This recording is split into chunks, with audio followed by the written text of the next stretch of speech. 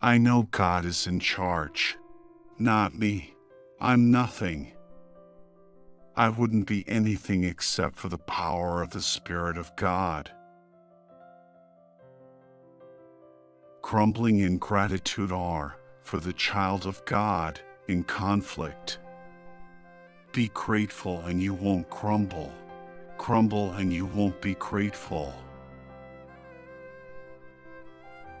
Only when we understand the holiness of God will we understand the depth of our sin. Evil is real, but so is God's power and love. Truly, God works in mysterious ways. The wheels of His mercy and justice move quietly, but they do move. Don't be a half-Christian. There are too many of such in the world. The world has a profound respect for people who are sincere in their faith. Life is a glorious opportunity. As this new year begins, ask God to help you tune your life every day to His Word so you can bring harmony and joy to those around you.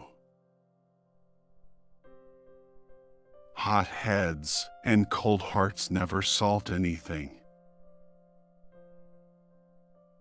The cross shows us the seriousness of our sin, but it also shows us the immeasurable love of God.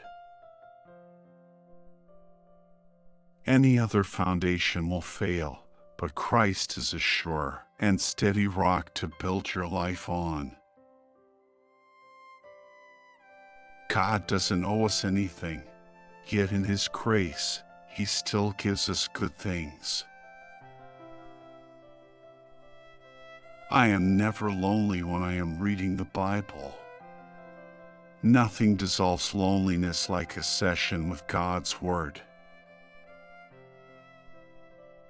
Prayer is crucial in evangelism.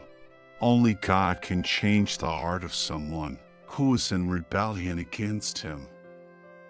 No matter how logical our arguments or how fervent our appeals, our words will accomplish nothing unless God's Spirit prepares the way. To be peacemaker, you must know the peace giver. Out of pain and problems have come the sweetest songs, the most poignant poems, the most gripping stories. Faith grows when it is planted in the fertile soil of God's Word. God will prepare everything for our perfect happiness in heaven, and if it takes my dog being there, I believe He'll be there.